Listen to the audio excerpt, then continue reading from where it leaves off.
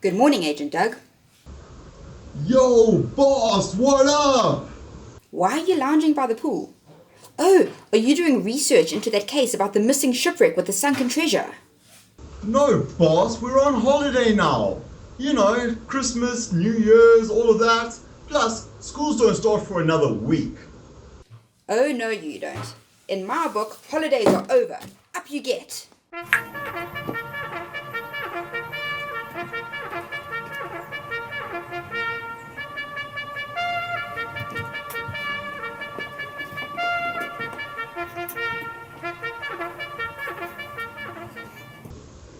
Agent Doug reporting for duty, sir.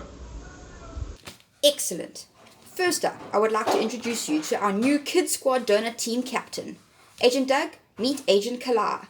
She's going to be helping us solve cases with the kids team while we work from headquarters. Welcome to the team, Agent Kala. Although, good luck being a better team leader than me. I was the best. Oh, those kids loved me. Except for that one time when I was eating donuts instead of working.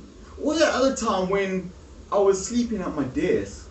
Or there was that other time when I was dancing instead of working. Or talking and getting distracted instead of doing your job. Right, so before we start our cases this year, I want a thorough recap of where we are in our case so far. Can you manage that, Agent Doug? Yes, sir. Off to the office. Alrighty, well, we started with a guy called Abraham. Remember him? God made that guy 3 promises. Big promises. He promised him land, he promised him a huge family, and he promised that he would bless Abraham, and he would bless the whole world through Abraham. Then Abraham had a son named Isaac, and Isaac married a girl called Rebecca, and they had twin boys. Do you remember their names? It was Esau and Jacob. Now Esau was the older one, and he was very hairy, and he had red hair, just like someone else I know, Sandy. And Jacob, he was the younger twin, and that meant that he wouldn't get any of the inheritance. And so when his parents died, he would get nothing, because in those days, the older brother got everything. Thank goodness I'm older than Sandy.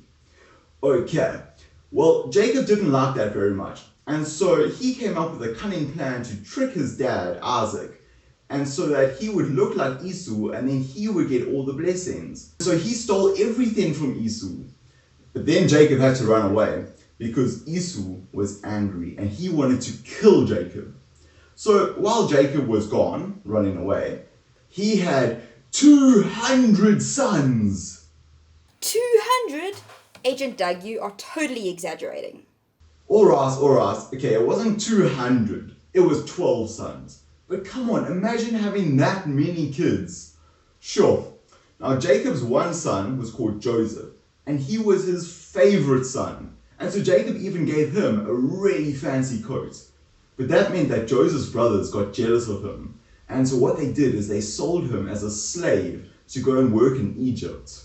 Now while Joseph was in Egypt, God gave the Pharaoh, who was the king of Egypt, a whole bunch of dreams. And Joseph was the only one who could understand these dreams. So these dreams told them that there was going to be 7 years of no food anywhere in the world. And so everyone was going to starve. But fortunately, Joseph knew how to fix this. And so Pharaoh made Joseph a very important man, a ruler over the whole of Egypt, so that he could help them through this famine. So while people were starving, everyone came to Egypt to buy food. And that meant that Joseph's brothers also had to come all the way to Egypt to buy food. And Joseph, when he saw them, he actually forgave them. I would have been so cross, but Joseph forgave them even though they sold him as a slave. And so Joseph's brothers came to live in Egypt with the whole of Joseph's family. But wait a minute, they were in the promised land, but now they're in Egypt. That's messing up with God's promises. Ah, yes, you're right, boss. But remember, hundreds of years later, Joseph's family, they had been living in Egypt all this time, and they'd grown into a very big group of people called the Israelites. And they were now being made slaves by the king of Egypt. So God sent a man named Moses. And Moses, his job was to tell Pharaoh that he must stop making the people slaves and he must let them go. When Pharaoh didn't listen, God sent 10 plagues over Egypt. My favorite plague was when he sent that one where 10 million donuts all fell out of the sky. And then after that, there were... Wait a minute. Donuts? Seriously? Doug, no wonder the agency has put Kala in charge instead of you. Okay, there was no plague of donuts. The last plague was scary though. Every firstborn boy in Egypt would die, unless the people who trusted God put some sheep's blood all along the doorways of their houses. And if God saw that sheep's blood, then he would pass over that house and not kill anyone. And that's why it was called the Passover. Yes, and that reminds us of Jesus. Just like the sheep died so that the boys wouldn't have to, Jesus died in our place so that we wouldn't have to. Yes, good memory, boss. You still got this. Now, where were we? So eventually, Pharaoh did let the people go. But then he changed his mind and he sent his whole army of soldiers to chase after them. And they were running away, and then they were trapped because they came to the sea and they had nowhere to go. And all of a sudden... Ah, yes. And then I appeared to save the day, blasting all the Egyptians and carrying the Israelites to victory. No, boss. It was God who saved them. Don't you remember? God opened this gap up in the sea so the Israelites could walk through and they could escape from the Egyptian army. Anyway, once the Israelites were saved, God then led them through the desert to go back towards the promised land. And while they were walking through the desert, he taught them many lessons and he taught them how to live as his people. And he also gave them some very important rules called the 10 Commandments.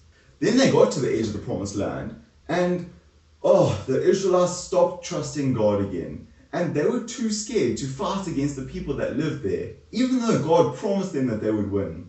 So, as punishment, God made them walk back through the desert for another 40 years before they could go back to the promised land. But even then, while they were walking through the desert as punishment, God still looked after them because he still loved his people. Excellent summary, Doug. So this year we're going to start our case here. The 40 years are finally over. The Israelites are back at the entrance to the promised land and they are finally prepared to go in. Next week we're going to start our story here to see what happens next. That's it from us. Over and out.